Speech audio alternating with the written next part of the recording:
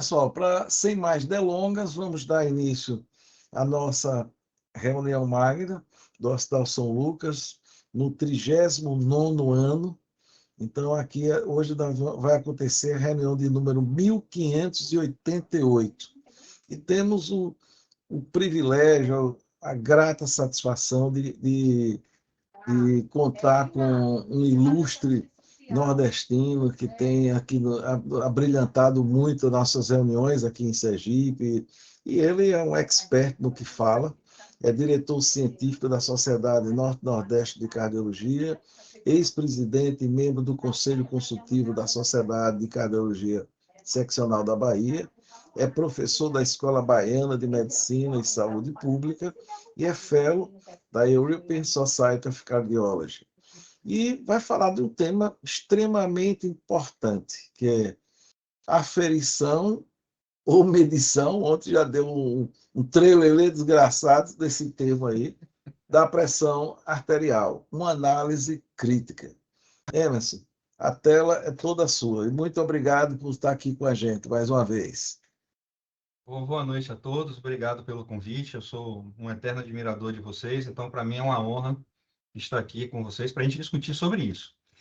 Esse é um tema extremamente polêmico, vocês já viram que até pela só a forma como você montou o título da aula já deu um pouco de celeuma, de debate sobre qual é o termo correto, se é aferir ou medir, mas pela Academia Brasileira de Letras, pode ser os dois, áudios de discórdia, a opinião de áudios tem um peso grande também nisso, mas enfim, vamos falar um pouquinho sobre a medida da pressão arterial, quais são os problemas que a gente tem diante desse dado de exame físico.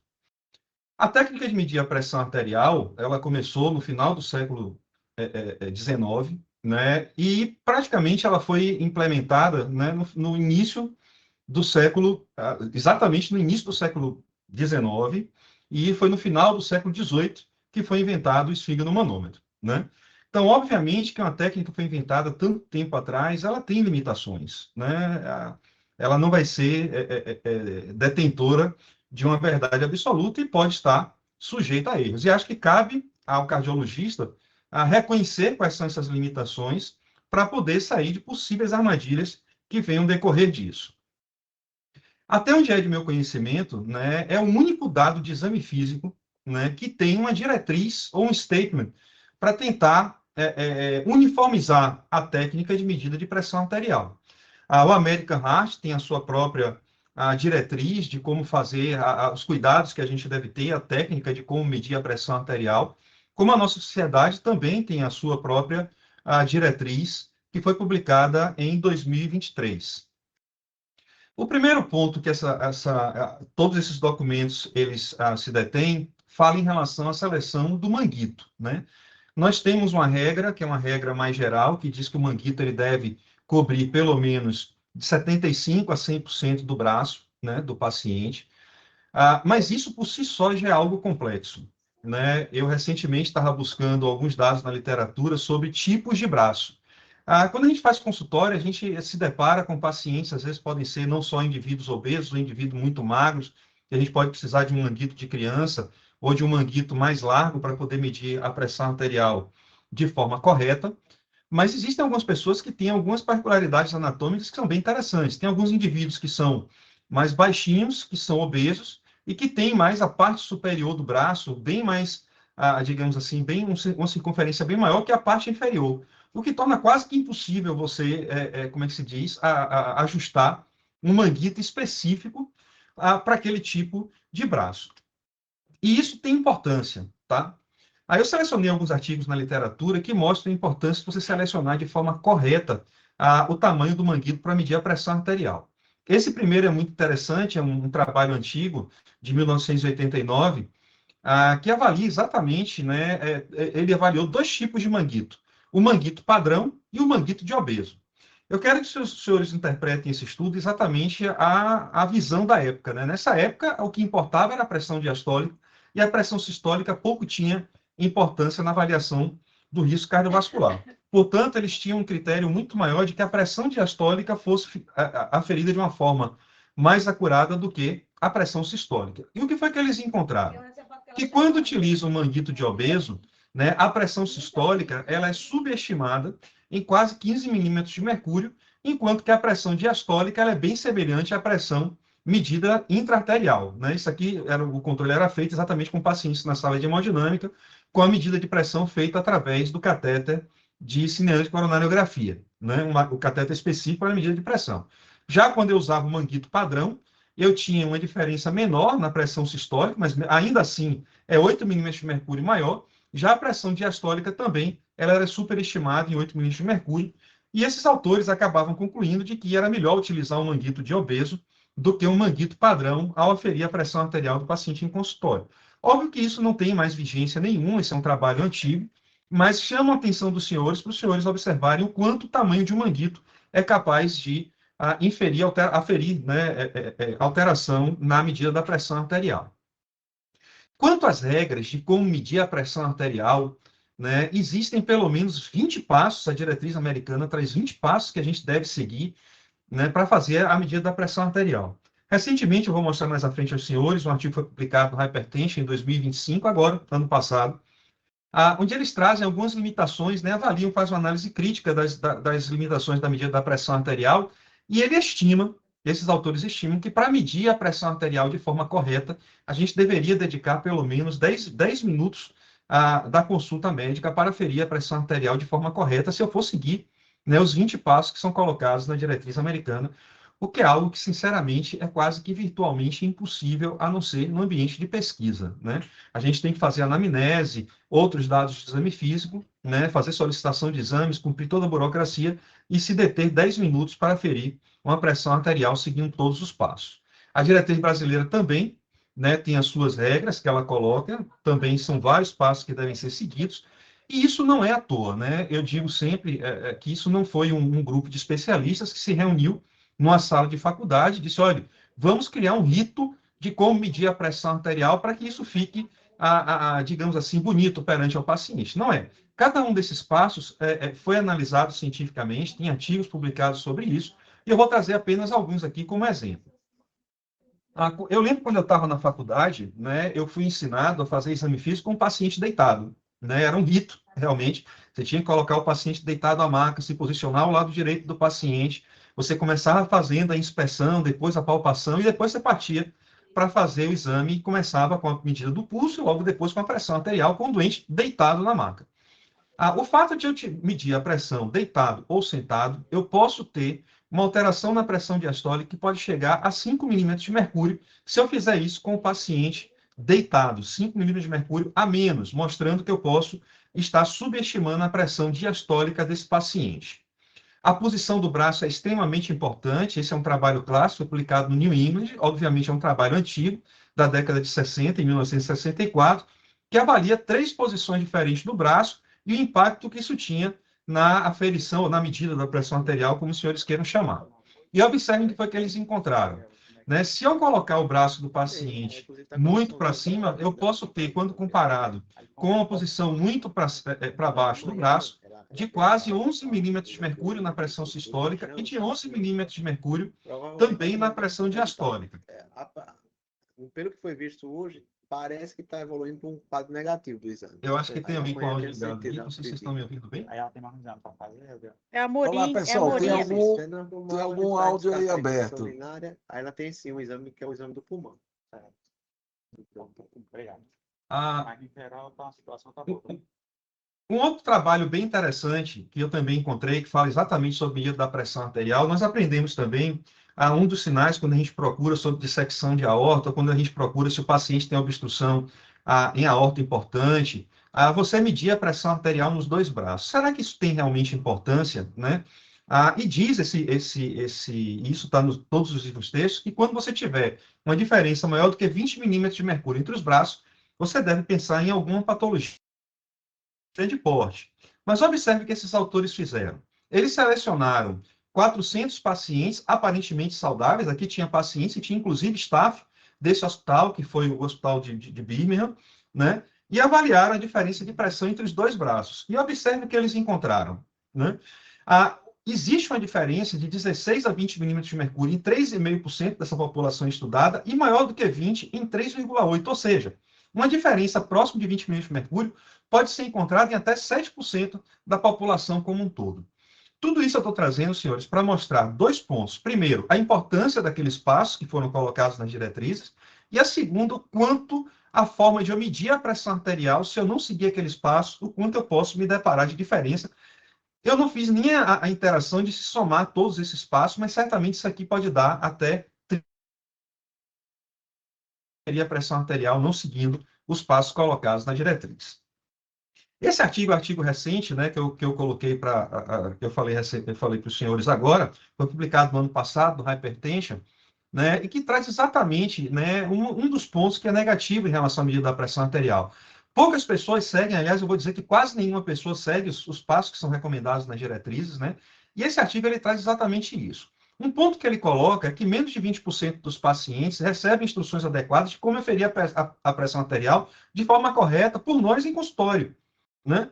E que 80% dos pacientes buscam essa informação de como deve ser feita a medida da pressão arterial através da internet. E esse estudo foi exatamente isso. Ele selecionou quais eram os sites que eram mais importantes em trazer informações de saúde e avaliaram, pelo menos, as figuras que lá estavam dispostas de como medir a pressão arterial, se essas figuras eram apuradas em relação às orientações das diretrizes.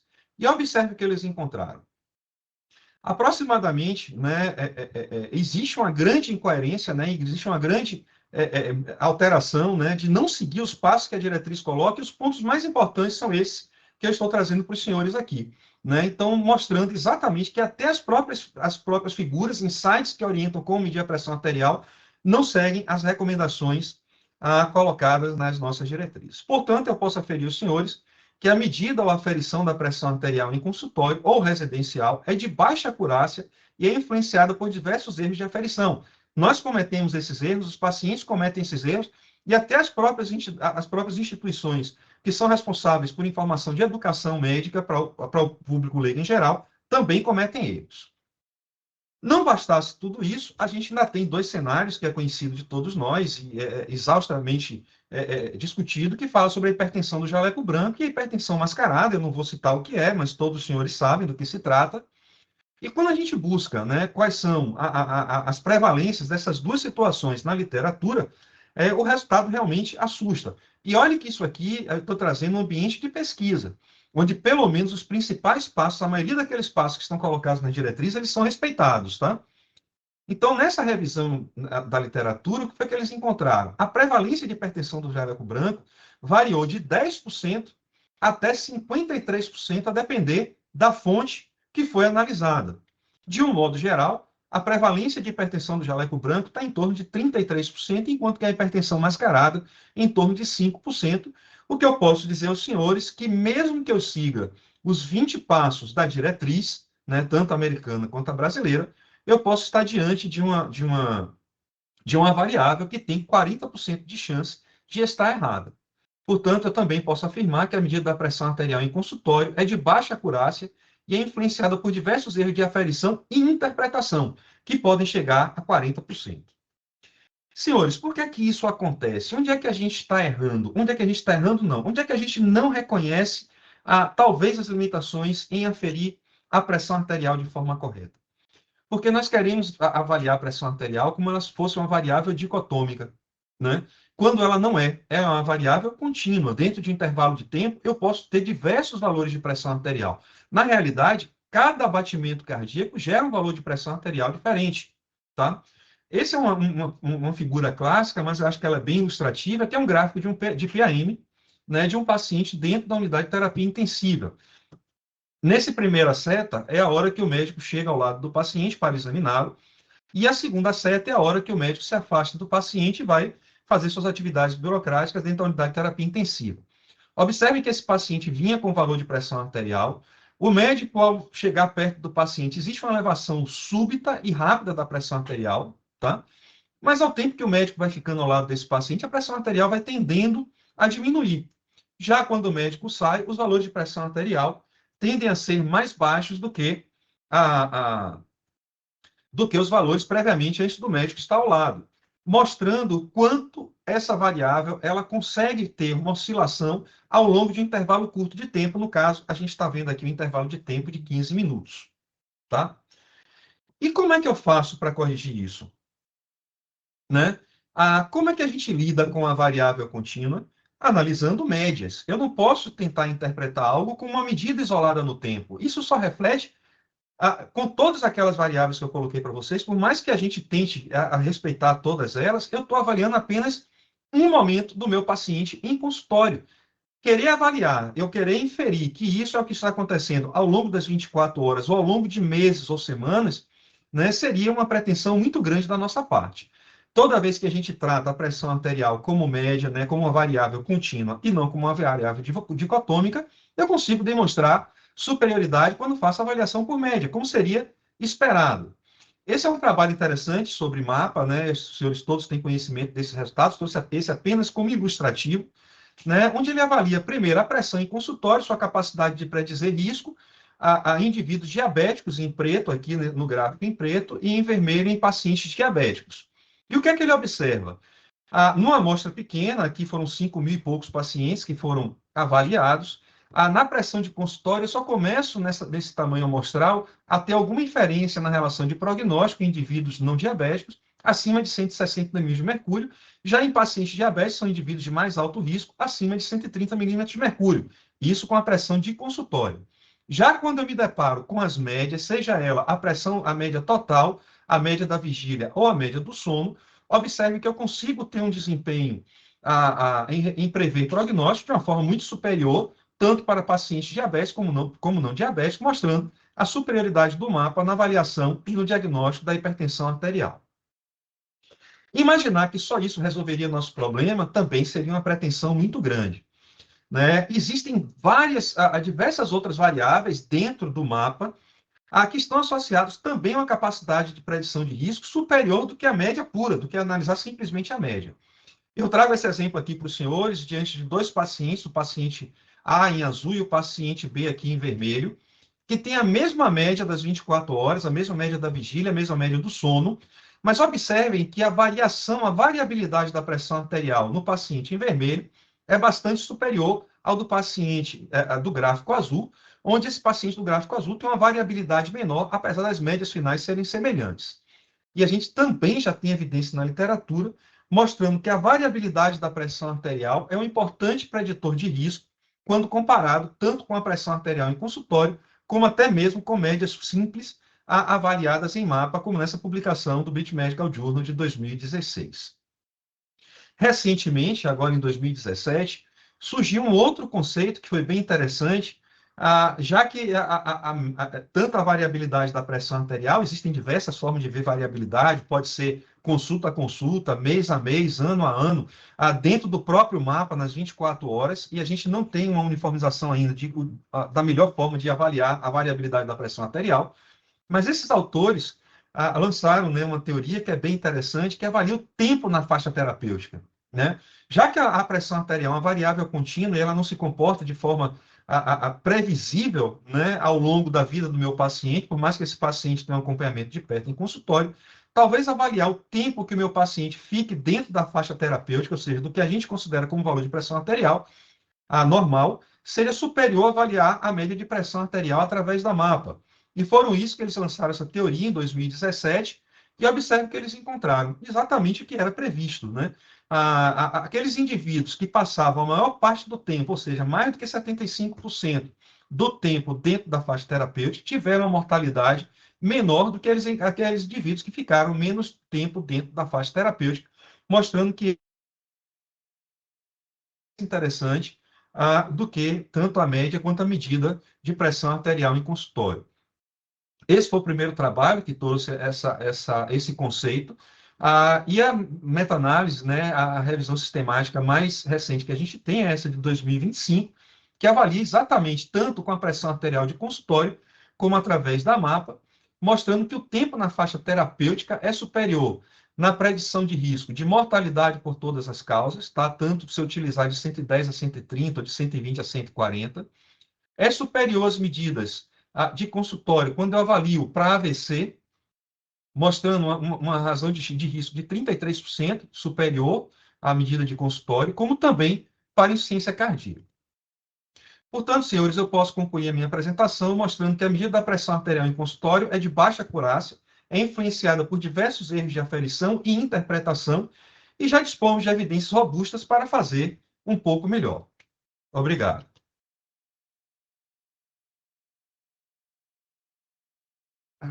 Olá, Emerson. Parabéns pela apresentação. Não seria diferente, né? Eu acho que você foi bem prático, didático, né? Mostrando realmente o que a gente tem de evidências, né, mais robustas nesse tópico.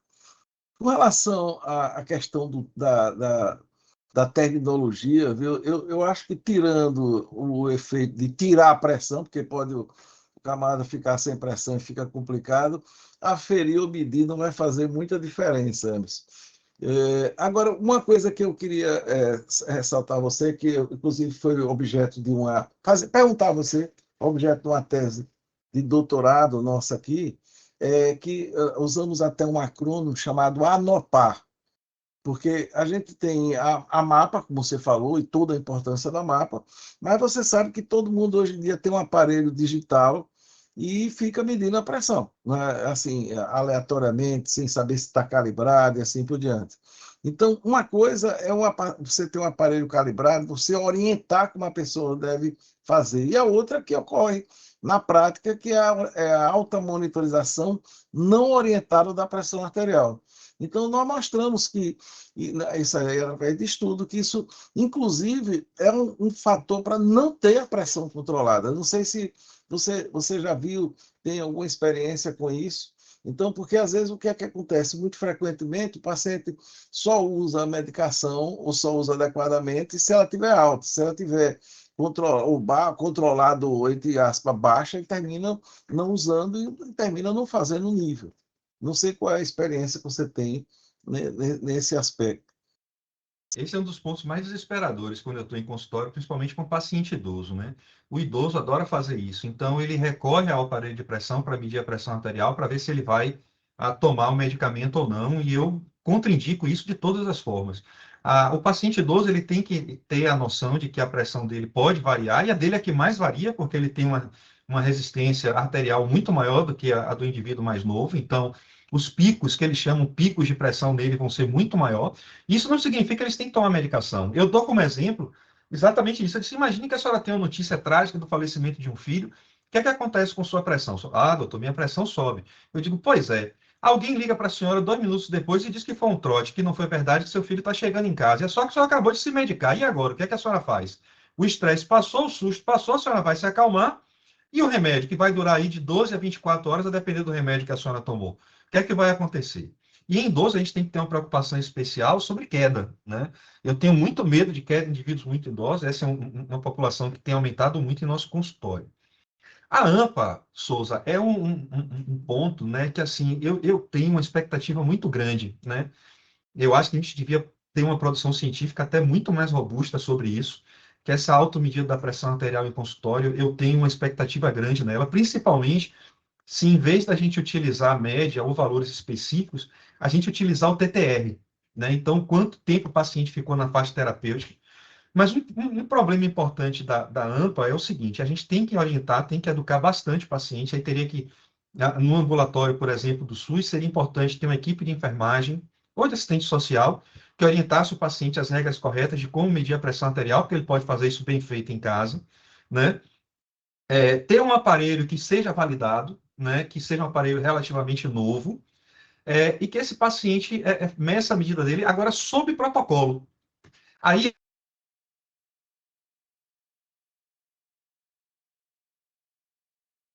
Congelou, não foi? Travou. Emerson? Se o aparelho não sendo previamente definido e escolhido por mim, se isso realmente é o MRPA.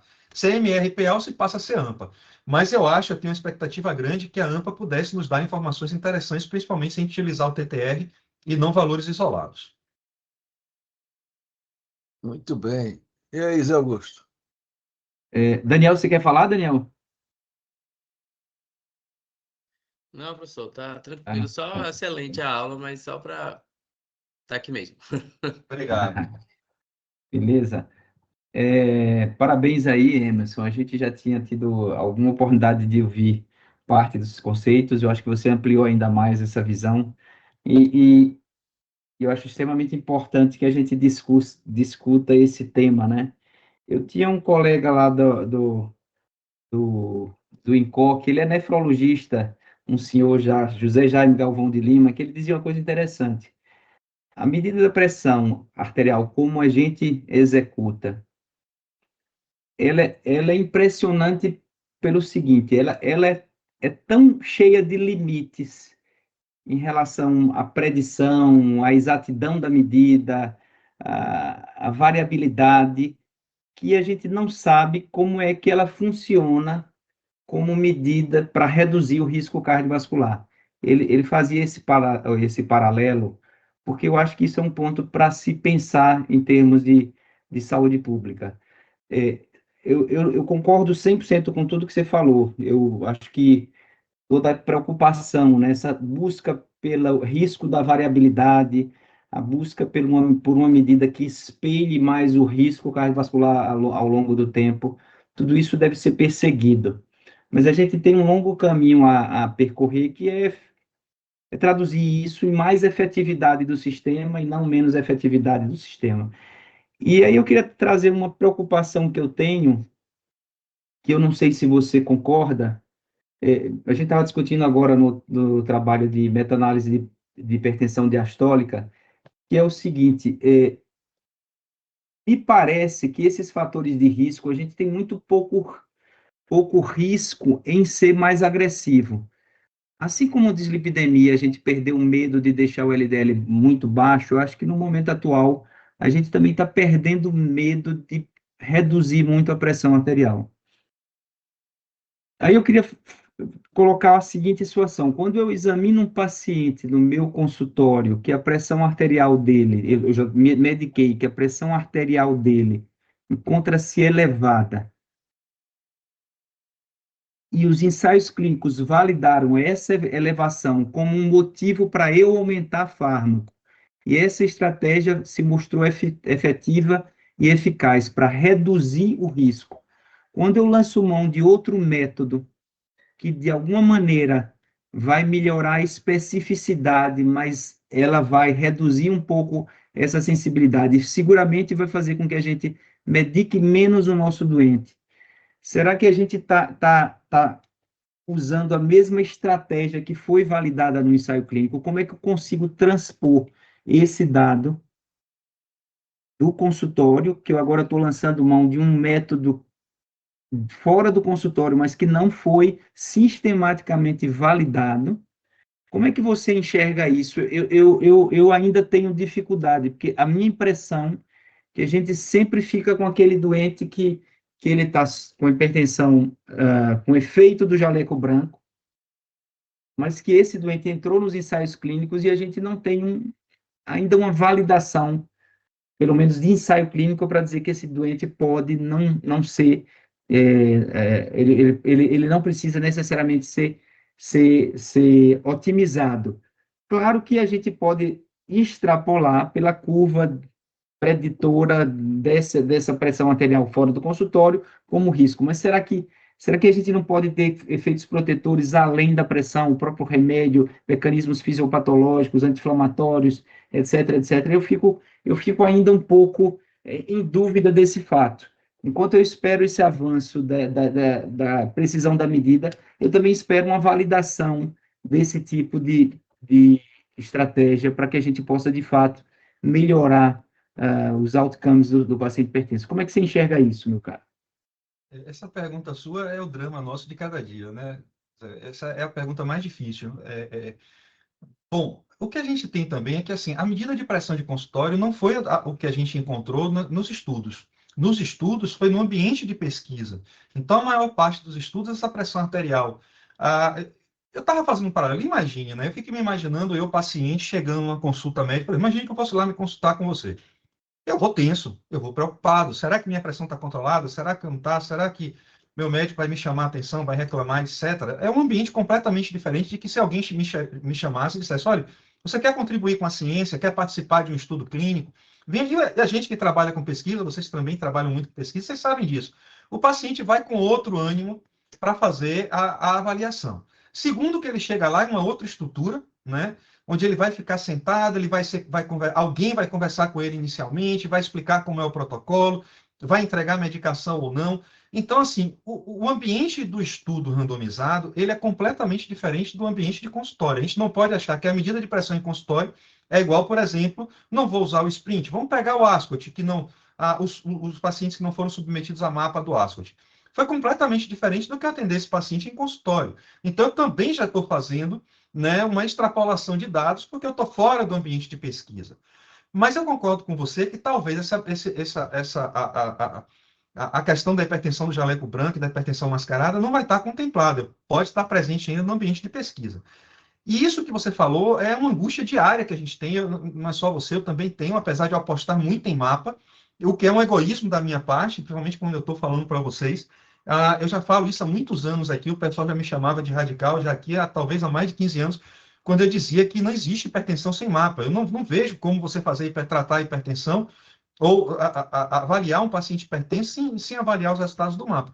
Mas isso eu sei que é uma postura egoísta, porque eu estou dentro da rede privada, eu não estou dentro da rede do SUS de um paciente que não tem acesso. Então, nesse paciente, né, para mim fica fácil, porque eu vou lançar mão da mapa. Poxa, mas os estudos clínicos não foram feitos com mapa. Foram um pequeno percentual dos pacientes que foram. Claro que eu estou fazendo um paralelo, a gente já viu, eu mostrei aqui que o mapa, pelo menos na avaliação do dado específico de medida de pressão arterial, a relação dele com o prognóstico é maior. E naqueles estudos onde eu avaliei o papel do mapa, os pacientes que tiveram sua pressão arterial medida através do mapa, tiveram o mesmo desempenho que aquele pacientes que tiveram a medida feita no ambiente de pesquisa. Então, fica fácil para mim tendo o mapa. Agora, se você me perguntar, poxa, mas você não tem mapa. E agora, o que é que você faz? Aí, Augusto, realmente é uma situação dificílima, né? Eu não sei realmente. Por isso que eu disse a você, quando o Souza me perguntou sobre a AMPA, a medida de pressão arterial em consultório, que eu posso dizer a você é o seguinte, eu praticamente, né, aí eu vou ser mais radical aqui ainda agora, eu vou dizer a vocês, por mim, era uma medida que estava fora do meu exame físico. Porque, sinceramente, da forma como a gente tem que atender os pacientes, ela tem pouca utilidade, a não ser quando ela dá normal. Quando eu meço a pressão arterial do meu paciente, que dá normal em consultório, eu fico tranquilo. Mas quando ela dá alta, eu estou sendo muito honesto, eu não sinto segurança nenhuma em tomar uma conduta médica. Eu normalmente faço uma reanamnese. Aí eu pergunto, a senhora tem aferido a pressão arterial em casa? Como foi que mediu a pressão arterial? Desce dessa forma. Como é que tem sido o comportamento da sua pressão em casa? Tem sido mais alta ou não tem? Mas ainda assim, eu concordo com você, eu estou extrapolando dados que eu não tenho nenhuma evidência científica robusta para colocar nesse ponto. Mas a minha impressão particular é que eu tenho realmente abandonado a pressão de consultório cada dia mais, para me dedicar a mapa. Mas tenho uma expectativa grande aí no TTR, principalmente com a AMPA. Beleza, ótimo, cara. Perfeito. Bem, agora partindo para Paraíba, doutor Lenine. Opa, Emerson, parabéns pela apresentação e brilhante como sempre, tá? E a gente tá vendo que a discussão é bastante polêmica e eu vou botar um pouquinho mais de pimenta nisso daí. Eu gostaria que você comentasse sobre a medida da pressão arterial utilizando os esfigmomanômetros digitais de pulso e de braço nas diferentes idades. A diferença... Eu não ouvi, não, falhou o seu áudio. Eu gostaria que você comentasse sobre a medida da pressão arterial com aparelhos digitais de pulso e de braço nas diferentes idades. E se eu devo orientar um paciente de uma forma diferente a verificar sua pressão, de acordo com sua faixa etária ou de acordo com o tipo de aparelho que ele tem? Olha, foram duas perguntas. A primeira é a seguinte: o aparelho de pulso, né, a validação dele é muito pobre. Eu não sei, não me recordo de ter algum aparelho de pulso, né, que tenha sido validado de forma que me permita ter uma segurança em utilizar eles para ter uma medida adequada da pressão arterial. Como eu mostrei para vocês, aquele trabalho da posição do braço é algo extremamente interessante, e no pulso ela é mais variada, a variação é maior ainda, né? Eu não trouxe, tem um trabalho que avalia as medidas de pressão arterial feita no braço e feita no pulso, mostrando que a medida de pressão de pulso ela sofre uma variação muito maior do que a medida de pressão arterial feita na artéria braquial. Né? Então, assim, eu particularmente, quando meus pacientes dizem, olha, eu comprei um tensiômetro, que ele me mostra que é de pulso, ele pode comprar outro, que isso aí não vai servir para absolutamente nada, eu não confio em hipótese alguma. E qual foi a segunda pergunta, Leninha, que falhou o áudio de novo, eu não ouvi? A segunda pergunta é, em cima dessa consideração, se você orienta pacientes que você está investigando hipertensão arterial a utilizar diferentes aparelhos de acordo com a sua faixa etária, quer dizer, de braço ou de pulso, mas aí você já respondeu, né? De pulso você não confia, e o de braço, como você lida com aquele paciente que tem rigidez vascular? É isso. Eu sempre oriento que os pacientes tenham a cuidado de fazer só a medida no braço, né? E ainda assim, né, olha, a consulta de hipertensão tem sido uma consulta que tem se demorado cada dia mais. Porque se criaram mitos tão enraizados no mito, na cabeça dos pacientes, que é difícil, às vezes, a gente dizer. Então, assim, a parte da educação ao paciente muito idoso tem que ser maior, porque a oscilação de pressão dele vai ser, a variabilidade da pressão arterial dele vai ser muito maior, né? Então, eu só oriento meus pacientes, eu não oriento de pulso, oriento só de braço, e quando eles vão utilizar em casa, eu já dou essas orientações. E eu digo logo, olha, não é a hora de medir a pressão arterial, é a hora que você acordou com dor de cabeça, não é a hora que você está se sentindo mal, esse é o pior momento que você vai medir a pressão arterial. Você vai ter uma medida que eu já estou lhe garantindo, que vai estar elevada e é falsa, tá? Se mede a pressão quando a gente está tranquilo, em ambiente calmo, isolado, como a própria diretriz recomenda, e não nos momentos onde eu não estou bem. Então, nesses pacientes mais idosos, o que eu reforço muito mais é a questão da educação, né? De como medir a pressão arterial de forma adequada. Muito bem. Inclusive, eu costumo falar muito, viu, dessa história de medir quando está estressado, e é o cachorro que balança o rabo e não é o rabo que balança o cachorro, né? Então, a pessoa, porque você veja, segundo os cefaliatras, tem mais de 400 tipos de cefaleia, de dor de cabeça, e todo mundo que tem dor de cabeça, a primeira pergunta que se faz é se já mediu a pressão. Eu não conheço ninguém com dor de cabeça tranquilo, né? Pode ser até que tenha. Então, esse processo aí que é o grande problema dessa confusão da alta ferição que a gente vê muito na prática, é isso aí. Outra coisa que você mencionou, o tamanho do manguito. Logicamente, se a gente raciocinar que pressão é uma relação entre força sobre área, né? Quanto menor a área, eu vou ter que fazer mais força. Então, manguitos estreitos para braço, né, largo, seguramente a pressão vai ser superestimada. Eu vou ter muito mais força. E no idoso tem aquela história daquela manobra de Osler, né? Isso que você eu acho que até, se eu não me engano, né, Zé Augusto? Não sei, você que Celso Amodeu publicou um Foi o Celso artigo com Freud, exatamente, escreveram. Quer dizer, descreveram que essa publicaram no New England, já tinha sido Menina, foi descrito. lá para trás, aí é bem interessante isso aí, porque é fácil de entender. O idoso, processo aterosclerótico, o aparelho do braço fica, ou do vaso fica duro, você vai ter que fazer mais força para colabar, né? E eu estou vendo na prática uma coisa que vocês devem ter muito, é a questão daquela hipotensão postural no idoso, sobretudo os que têm desautonomia, e aquele processo, por exemplo, agora eu estou com um paciente mesmo que frequentemente cai, e ele fica muito obcecado, ele não, mas a família, com as medidas com relação à pressão alta. Então, eu estou mostrando para eles, e vou fazer até uma reunião agora, eu, neurologista e um geriatra, para mostrar que o perigo dele é muito maior na queda. E ele faz, inclusive, aquele tipo da hipotensão postural que a queda ocorre depois de 5 minutos, por exemplo. É no banheiro, entendeu? Então, e outra coisa, cheguei a usar até com tipo flutrocortisona, que ele melhorou bem, mas aí como você tem um aumento da pressão pela medida que eles fazem em casa, e aí vem aquela história de suspender o remédio, entendeu? Então, e o camarada cai, chegou agora a fazer até crise convulsiva. Repare que coisa. Mas o medo é da pressão alta. Isso é difícil. Os pacientes que eu consegui ter algum grau de sucesso assim no tratamento de pacientes com desautonomia é envolvendo muita família, sabe? É mostrando aula, mostrando como é que se comporta, explicando como é o controle pressórico, qual a importância, qual o risco que tem de uma queda no indivíduo muito idoso, né? E mesmo assim, raramente eu consigo isso na primeira consulta. Às vezes só depois da terceira, quarta que a família começa a entender e compreender um pouco como é que deve ser né, esse tratamento e o risco que o paciente tem. Mas às vezes é difícil, né? É O porque o Emerson, pessoal quer Eu fazer queria só fazer depressão. uma observação. Pois não, Sheila. Primeiro, parabenizar, chefinho, maravilhoso, como sempre. Obrigado, senhor. É uma aula perfeita. Só lembrando que ele está dando só esse spoilerzinho de desautonomia, tá? Mas ele vai falar sobre os desafios dessa desautonomia no Congresso.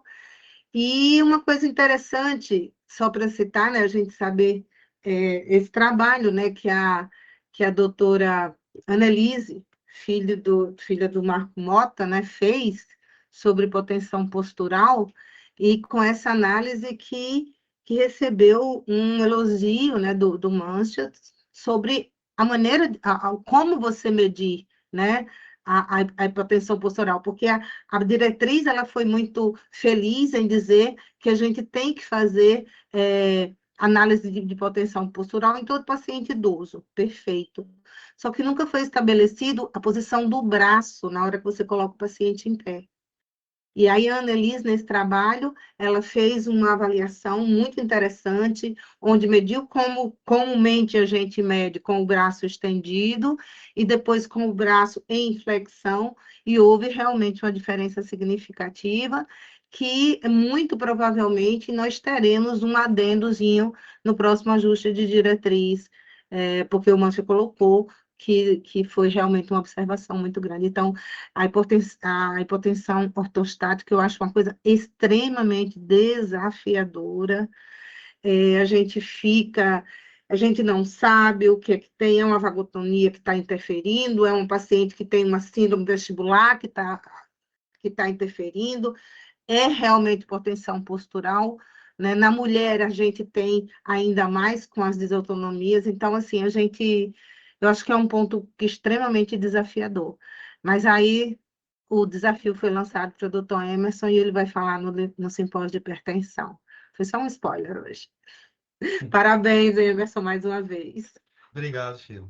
É uma coisa interessante que eu queria até que vocês observassem, eu não sei qual é a experiência de vocês, mas eu tenho observado muito paciente com tontura tipo, a que sugere mais uma vestibulopatia, né, uma tontura rotatória, associada à hipotensão do que os sintomas de hipotensão clássica, aquela tontura definida como Exatamente. escurecimento visual, sudorese, sonolência.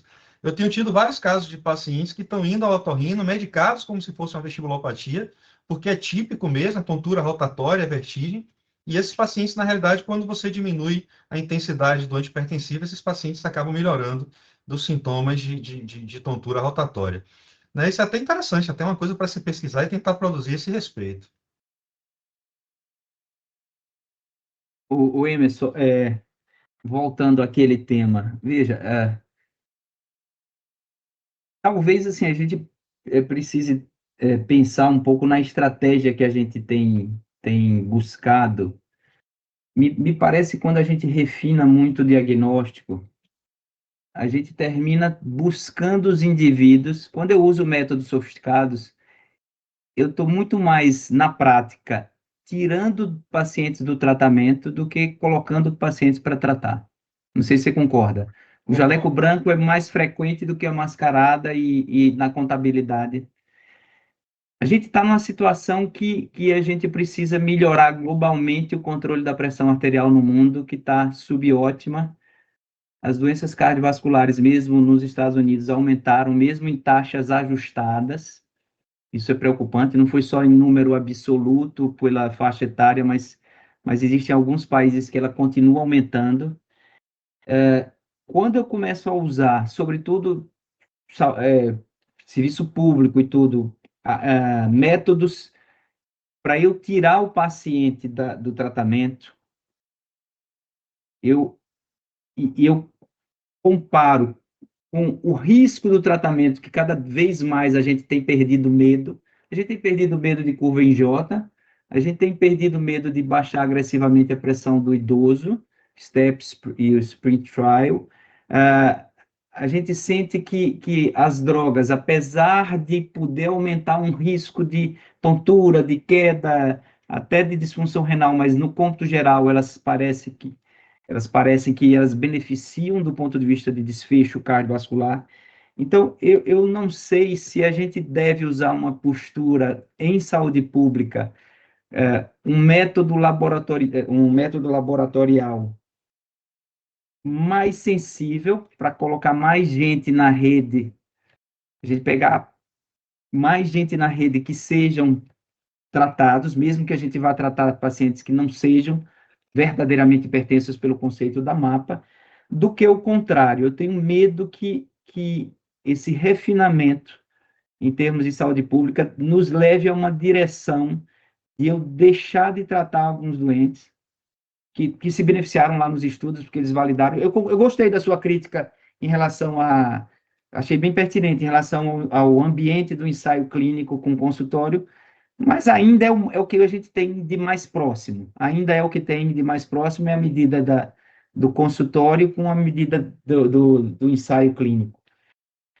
Então, eu fico preocupado se a gente não está selecionando pacientes com esse tipo de estratégia muito mais para não tratar do que... Então, na média global, isso vai fazer diferença, porque o que importa na saúde coletiva é se a curva de Gauss da pressão arterial do globo, do país, da cidade, do estado, se ela é desviada para a esquerda, para um nível de pressão mais baixa. Talvez isso tenha um impacto mais significativo do que eu acertar a medida exata do seu Pedro, a medida exata de João, a medida exata de Maria.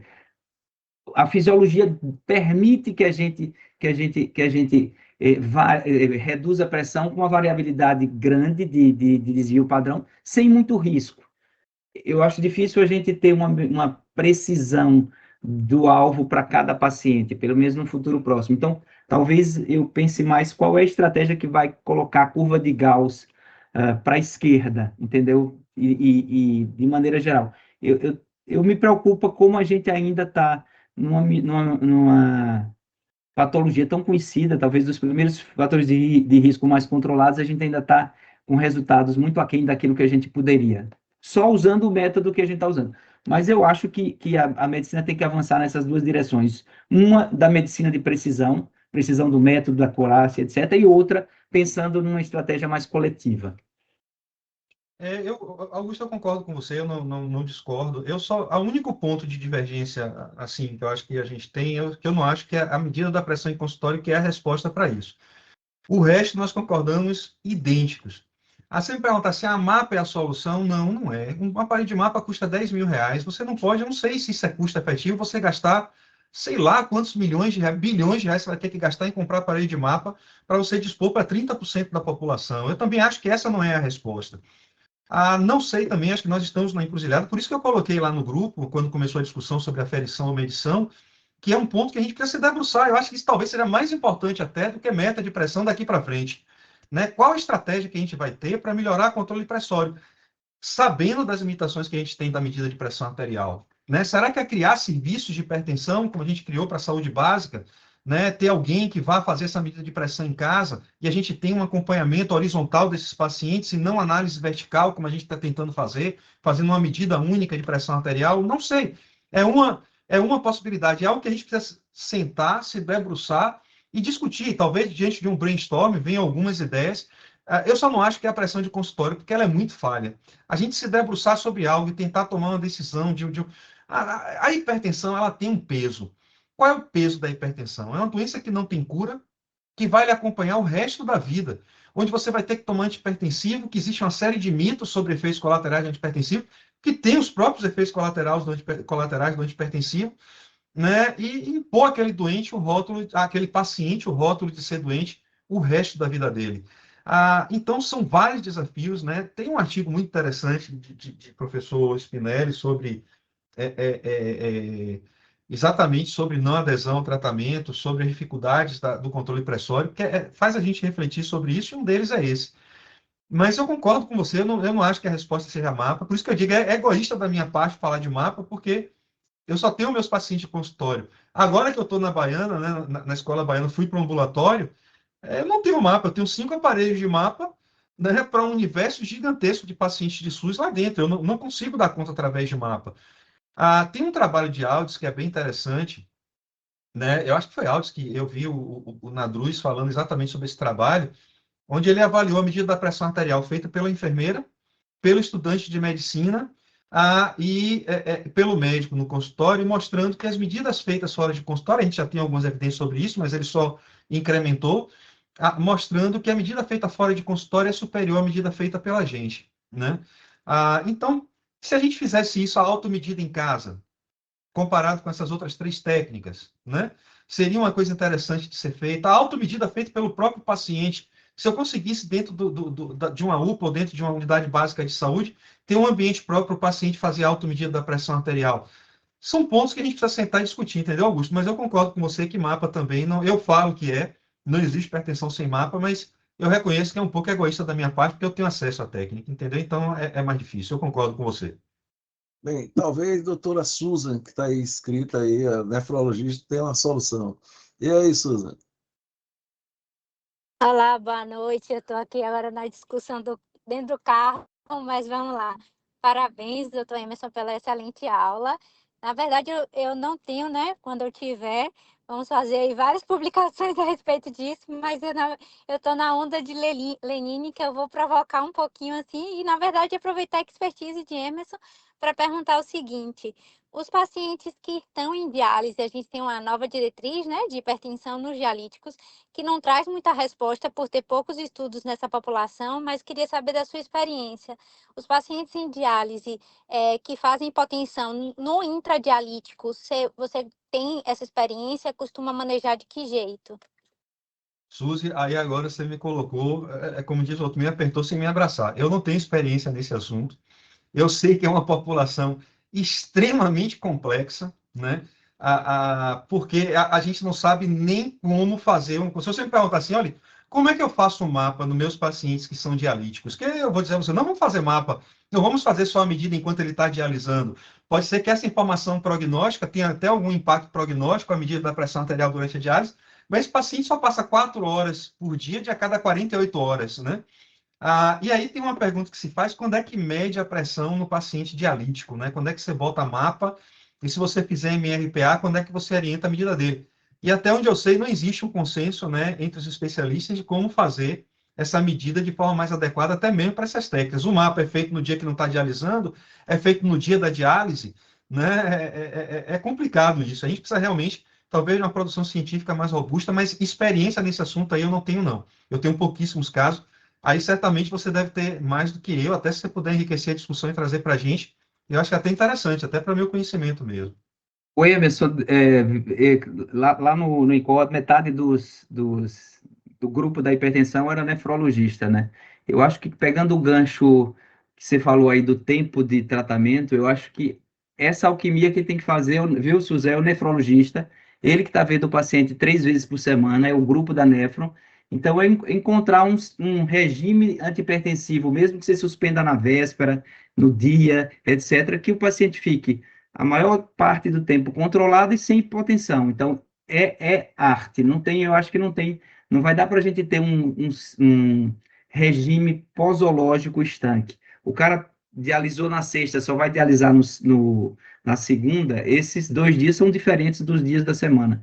Eu acho que a resposta eu acho que o nefrologista precisa participar desse controle da pressão arterial do paciente e buscar uma posologia que deixe mais ou menos ele controlado. Eu acho que seria mais ou menos isso. Talvez fazer até como a gente faz com os pacientes com desautonomia, né? Utilizar Sim, antihipertensivos de meia-vida mais curta, né? sim. Para que você tenha uma facilidade de manipular esse esquema antihipertensivo na véspera ou no próprio momento da diálise. São estratégias que a gente tem. Uma coisa que eu sempre me deparo, que eu tenho dificuldade, né? Normalmente, às vezes, é com o peso do paciente, a perda hídrica do paciente, o peso seco, que vocês chamam. Às vezes a gente tem dificuldade que o nefrologista aumente essas perdas, que o paciente seque mais o paciente, não são todos. E certamente, quando passa do ponto, a gente tem mais essa variação e mais risco de queda. Quando também deixa demais, eu tenho mais dificuldade de controle da pressão arterial. E eu não posso usar diurético nesse paciente. O diurético é a máquina de diálise, né? Então, é complexo, é complexo. Na Perfeito. diretriz, foi bem discutido esse tema. Normalmente, o que eu vejo muito na prática é tirar no dia da diálise, né, o antihipertensivo, mas não tem evidência científica para isso. O que talvez a linha seja aqui, o doutor José Augusto falou, né, da conjunção do cardio com nefro, porque na época que eu fazia hemodiálise, que hoje eu só faço diálise peritoneal, ficava muito essa confusão. A gente às vezes dava uma orientação para o paciente, aí ele ia para o cardiologista, ele recebia outra orientação e aí a gente não conseguia muito alinhar isso bem. Na diálise peritoneal, eu não tenho muito isso, porque o paciente dialisa todos os dias, né, que seria o mundo ideal, que se assemelha mais o funcionamento do rim, né, do que 3 dias na semana. Na diretriz em relação ao diagnóstico, ele só pontua que a mapa precisa ser feita em 44 horas, né? No paciente em DP, não, porque como ele dialisa todos os dias, não faz diferença. Mas no paciente em hemodiálise, teria que pegar um período maior de tempo mesmo. Mas isso aí já era um problema, né? Porque se eu faço o mapa 44 horas depois, eu vou ter uma realidade bem diferente, por exemplo, no dia pós-diálise. Ele saiu meio-dia. E aí agora, como é que eu trato esse paciente? Não deu antipertensivo de manhã e à tarde eu não dou? Como é que a gente faz? E no outro dia que ele já começa a ganhar peso de novo, né? Enfim, é complexo. Perfeito. Então, agora a doutora Joselina. Joselina, Sim. Boa noite. boa noite. Doutor Emerson Porto, parabéns. Parabéns aí pela aula. E parabéns ao doutor Souza, que está reiniciando aí as nossas reuniões, né, semanais, e está conseguindo juntar as novas gerações com as mais antigas, né? Mas eu queria fazer um comentário seguinte. Nossa experiência tem sido há alguns anos com ecoestresse físico, né?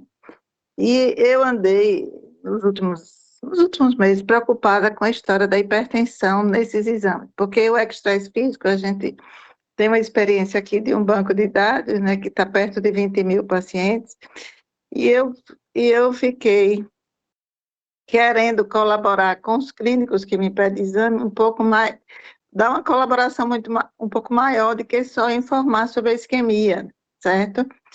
Porque o que é que eu tenho observado? Eu tenho observado que eu tiro pessoalmente, eu afiro, né? Eu afiro pessoalmente a pressão dos pacientes em todos os momentos do exame. Sempre fiz isso, desde do antes, o durante e o após, né? No finalzinho, quando eu estou filmando o pós-esteira, as funcionárias tiram ou aferem, mas eu termino, antes de terminar o exame, eu dou aquela conferida para liberar o paciente. Então, eu venho observando o seguinte: esses pacientes, muitas vezes, eu preciso ter paciência de não colocar logo no esforço físico quando eles chegam com a pressão muito alta, tá? Por quê? Porque será que essa pressão muito alta que eles entram na sala é pelo estresse, pela hipertensão do jaleco branco que está vendo a gente ali? Será que eu devo suspender o exame porque a pressão está muito alta? Fica um bocado de dúvida. E muitos deles, quando a pressão está muito alta, tipo assim, 20/11, 20/10, 21/10, eu sugiro a gente conversar com o clínico deles, ver a dose do antipertensivo para ver se a gente aumenta. E muitos deles já trazem a informação que já fez o mapa e o mapa está normal, entendeu? E muitos também, eu prefiro não continuar o exame e cancelar e rever com o clínico como devo fazer. E alguns deles eu deito o paciente, vou fazer o ecocardiograma e aí diminui um pouco a pressão. No final do exame, eu tenho escrito assim, níveis pressóricos elevados, né? Eu não falo hipertensão arterial. Quer dizer, essa verdade que eu tenho escrito ultimamente, nos últimos meses, é uma verdade operacional, mas não é científica, né? Você entendeu? Aí eu queria saber se você tem alguma experiência nesse âmbito aí, da Não, hipertensão, do jaleco branco, no esforço, entendeu? não, eu Pós não tenho muita experiência nesse assunto, doutora Zelina. Do ponto de vista fisiológico, toda vez que eu fizer esforço, minha pressão vai elevar, né?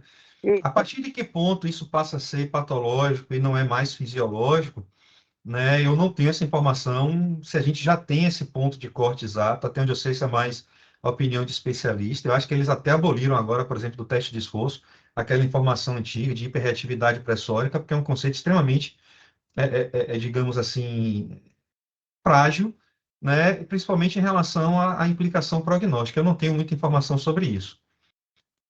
Outra questão também, Milena, nossa faz ergospirometria com a gente, ela esteve lá no Dante o ano passado e a gente conversou sobre isso. E ela terminou comentando que a medida da pressão lá durante o exame de esforço tem sido com os aparelhos eletrônicos, né? E ela achou até mais frágil a informação do que a nossa, com a medida que nós mesmos fazemos manualmente, entendeu? Aí daí eu queria só colocar isso aí para a gente começar a pensar como seria a melhor forma, entendeu? Eu acho que nos próximos anos, esses wearables, né, essas outras formas de medir, eles chamam de cuffless, né, sem o cuff, sem o manguito. Né, essas medidas de pressão arterial elas vão evoluir muito. Tem até um artigo de revisão aqui, saiu também, está no Hypertension, agora em 2026, que faz um apanhado geral de como a gente está em relação a essas técnicas de medida de pressão arterial que não utilizam o manguito, né, seja através de sensor, através de telefone celular ou outras formas. Eu acho que talvez a gente, dentro em breve, talvez nos próximos 5, 6 anos, a gente tenha muita informação sobre isso. Mas nesse momento, até onde eu sei, a gente não tem muita validação.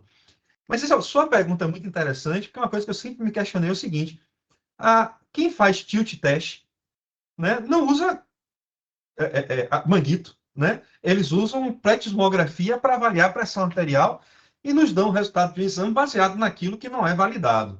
O fato de não ser validado não quer dizer que não sirva, que a gente não tenha uma acurácia. O que eu não sei, assim, talvez ele tenha uma validade da gente ver comportamento ao longo de um tempo, mesmo que seja naqueles 15 minutos que eu estou fazendo o exame.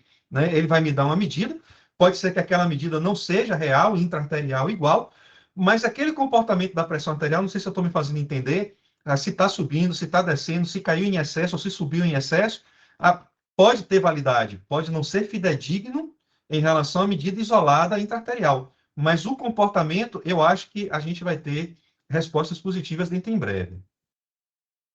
Souza? Oi. Muito obrigada. Veja,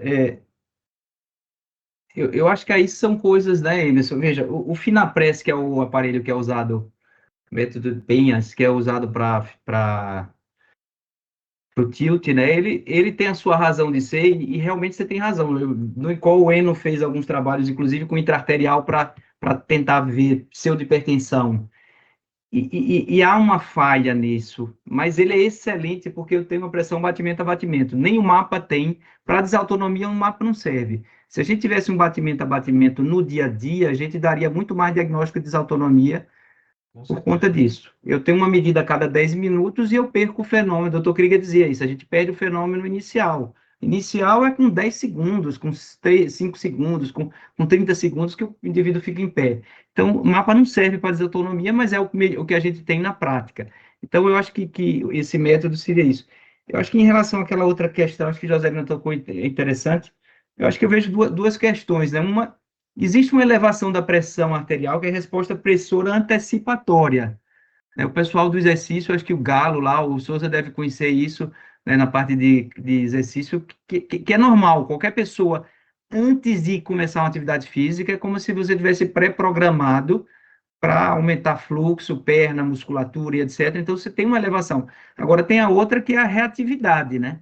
Então, somado a isso, o indivíduo sedentário, obeso, dislipidêmico, geralmente o estímulo adrenérgico ele faz com que a resposta pressora, tanto antecipatória como durante o esforço, seja mais exacerbada. Mas eu concordo com você, eu acho que a gente não tem um corte para isso, né? Porque as diretrizes de ergometria, me corrijam, eu acho que é 220 milímetros, 240, não sei. Você se lembra, Souza, qual é a medida exata, não? Eu acho que é 230, né? Entre uma e 230? outra. Eu acho que Entre uma e outra. Então, assim, eles realmente recomendam a interrupção, né? Por isso, né? Mas o indivíduo, quando está fazendo valsalva em casa, ele às vezes está chegando a isso e a gente não está acompanhando, né? Exato. Mas a gente está no laboratório acompanhando ele, visualizando, a gente termina interrompendo, mas também sem uma evidência mais robusta, né? Exatamente. Interessante. Tem Luiz Flávio, eu gostei. Essa história do Galo, eu acompanhava muito ele de perto, né? E ele é um estudiosíssimo de exercício, diziam que foi, talvez tenha sido o melhor nesse aspecto. Ele falava demais disso aí, e também porque daquela relação, por exemplo, que na parte inicial do exercício, você desliga o parasimpático, depois é que o simpático entra. E então, pessoas despreparadas, o simpático entra muito mais precoce, né? Então, esse aspecto aí tudo tem influência, inclusive, no sistema pressor, né? Sim, Então, isso é bem interessante. Bem, nosso TI agora, doutor Luiz Flávio Galvão. Opa, a câmera tá meio ruim aqui. Não, parabenizar, né? Eu acho que se tem um cara da imagem, né, assistindo 1h30 de uma aula de hipertensão, é porque a aula tá muito boa, né? Tanto a aula como as discussões, né? Vai dizer que você Gostei não muito. mede pressão durante a ressonância, Luiz. Eu tenho gente para medir. Veja, não, mas eu acho interessante essa discussão aí eu acho muito interessante a discussão de Zé Augusto com o Emerson, essa questão de usar ou não recursos, né? Tomar decisão ou não baseado no que você vê no consultório, do que você vê no laboratório. Eu tive três casos assim na família recente, né? Meu sogro numa prova do Detran de renovação de carteira, minha sogra e minha mãe em consultas pré-operatórias de uma cirurgia de câncer, que a pressão lá altíssima, né? na consulta pré-operatória. Eu fiz o mapa nos os três a pressão de menino, né? Pressão em casa 120 de sistólica, 75 de diastólica média, sem quase nenhuma carga pressórica. Então, assim, eu acho que assim, você tem esse recurso, você não tem como fugir do recurso, viu? Eu acho que tem que usar realmente, eu tendo a concordar com o Emerson. Aí vem a questão para o SUS, né? Que o SUS, a gente não vai ter mapa para todo mundo. E assim, a vida inteira a gente tratou sem mapa, só que a vida inteira a gente teve problemas, né? Eu me lembro quando eu acompanhava até Zé Augusto no ambulatório de hipertensão, até antes disso, na época de Clóvis, que um dos indícios para você pensar em hipertensão eventual branco é o quê? Sintomas de hipotensão em casa. Então, era um dos critérios. Como é que você pensa em hipertensão eventual branco? Você dá remédio, o cara faz sintomas de hipotensão. Então, muito idoso fazia sintomas de hipotensão. Então, a gente tratou muito bem ao longo do tempo, né, porque a gente conseguiu prevenir doença, mas a gente causou hipotensão, causou queda também. E eu acho que aí no consultório é aquele negócio, né? Quando você não tem recurso, o melhor clínico você tem que ter, você tem que ser. Então, no SUS, você tem que ser um melhor clínico do que no consultório privado. E aí você vai, né, ter um feeling clínico, tem os dados da história. Você pega um cara de 60 anos, com lesão de órgão-alvo, sobrecarga no elétrico, com pressão de 170 por 110, não vai pedir mapa. Você pode pedir mapa até para controle, mas você tem que tratar. Está ali na sua cara.